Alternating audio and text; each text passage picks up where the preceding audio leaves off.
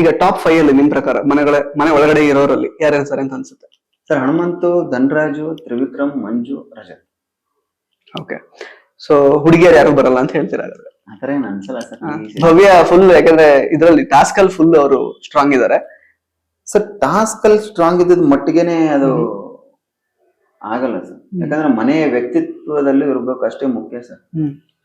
ಅವ್ರೆಲ್ಲ ಒಂದ್ ಕಡೆ ಟಾಸ್ಕ್ ಆದ್ಮೇಲೆ ಅವ್ರೆಲ್ಲ ಒಂದೇ ಕಡೆ ಮೂಲೆ ಆಗ್ಬಿಡ್ತಾರೆ. ತ್ರಿವಿಕ್ರಮ್, ಭವ್ಯ ಆತರ ಕೂತ್ಕೊಂಡ್ಬಿಡ್ತಾರೆ, ಅವ್ರಿಬ್ರೇ ಕೂತ್ಕೊಂಡ್ಬಿಡ್ತಾರೆ. ಅದೇ ಒಂದ್ ಕಡೆಗೆ ಕಷ್ಟ ಅನ್ಸುತ್ತೆ ಸರ್ ಅವ್ರ ಭವ್ಯ ಬರೋದು.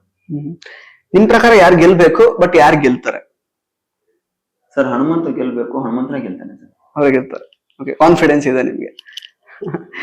ಓಕೆ, ಸೊ ಈಗ ಇನ್ನೊಂದು ಪ್ರಶ್ನೆ. ಆಕ್ಚುಲಿ ನೀವು ಕೂಡ ಈಗ ಇಲ್ಲೂ ಕೂಡ ನೀವು ಎಲಿಮಿನೇಟ್ ಆಗಿ ಆಚೆ ಬಂದಿರೋದಲ್ಲ, ಸೊ ನೀವು ಕೂಡ ಒಳ್ಳೆ ಕಂಟೆಂಡರ್ ಅಂತಾನೆ ಹೇಳ್ಬೋದು ಟಾಪ್ 5 ಅಥವಾ ಟಾಪ್ 3 ಬರೋದಕ್ಕೆಲ್ಲ. ನೀವು ಅಕಸ್ಮಾತ್ ಈಗ ಬಿಗ್ ಬಾಸ್ ವಿನ್ ಆಗಿರ್ತಿದ್ರೆ ಆ ಹಣನ ಏನ್ ಮಾಡ್ತಾ ಇದ್ರಿ ಸರ್? ಅದನ್ನ ನಂದೇ ಆದಂತ ಸುಮಾರು ಸೋಷಿಯಲ್ ವರ್ಕ್ ಮಾಡ್ತಾ ಇರ್ತೀನಿ, ಅದಕ್ಕೆ ಬಳಸ್ಕೊಳ್ಳೋಣ ಅಂತ ಇಟ್ಟಿದ್ದೆ ಅಷ್ಟೇ. ಈಗ ಬಿಗ್ ಬಾಸ್ ಇಂದ ನಿಮ್ಮ ಪರ್ಸನಾಲಿಟಿಯಲ್ಲಿ ಬದಲಾಗಿರುವಂತಹ ವಿಷಯಗಳೇನು? ನಿಮ್ಮ ಟೇಕ್ ಹೋಮ್ ಏನು ಬಿಗ್ ಬಾಸ್ ಮನೆಯಿಂದ? ಸರ್ ತಾಳ್ಮೆ, ಸಿಂಪ್ಲಿಸಿಟಿ. ಒಬ್ಬ ವ್ಯಕ್ತಿ ಮಾತಾಡ್ಬೇಕಾದ್ರೆ ಏನ್ ಮಾತಾಡ್ತಾ ಇದ್ದಾನೆ ಅನ್ನೋದನ್ನ ಕೇಳಿಸ್ಕೊಂಡು ಅದಕ್ಕೆ ರಿಯಾಕ್ಟ್ ಮಾಡೋದು. ಊಟದ ವ್ಯಾಲ್ಯೂ ಏನು ಅಂತ ಗೊತ್ತಾಗಿದೆ ಸರ್. ಮನೆಯಲ್ಲಿ ಕಲ್ತು ಹೊರಗಡೆ ಬಂದಿದ್ದೀವಿ. ಎಷ್ಟೇ ದೊಡ್ಡ ವ್ಯಕ್ತಿ ಆದ್ರೂ ಕೂಡ ಆ ವ್ಯಕ್ತಿತ್ವ ಹೇಗೆ ನಮಗೆ ತೋರಿಸ್ತಾರೆ, ಅವರಿಂದ ನಾವ್ ಏನ್ ಕಲ್ತೀವಿ ಅನ್ನೋ ತುಂಬಾ ಇಂಪಾರ್ಟೆಂಟ್ ಆಗುತ್ತೆ ಸರ್. ಪ್ರತಿ ವೀಕೆಂಡ್ ಬಂದ ನಮ್ಗೆ ಅದೇ ಆಗ್ತಾ ಇತ್ತು.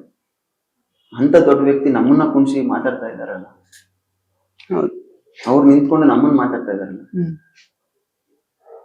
ಆತರ ನೋಡಿದಾಗ ಎಲ್ಲ ಒಂದ್ ಕಡೆ ಅನ್ಸೋದು, ಸುಮಾರು ಸಲ ಒಬ್ಬರೇ ಕೂತಾಗ ಎಲ್ಲ ಆಲೋಚನೆಗಳು ಬರ್ತವೆ.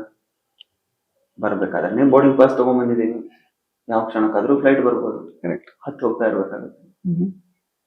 ಯಾವುದು ಶಾಶ್ವತ ಅಲ್ಲ. ಸಾಕು ಇರೋದಷ್ಟು ದಿನ, 4 ದಿನ ಏನ್ ಕಲ್ತಿದೀವಿ ಮನೆ ಒಳಗಡೆ, ಅದನ್ನ ಜೀವನದಲ್ಲಿ ಅಳವಡಿಸ್ಕೊಳ್ಳೋಣ ಅಂತ ಅಳವಡಿಸ್ಕೊಂಡಿದ್ದೀನಿ ಸರ್.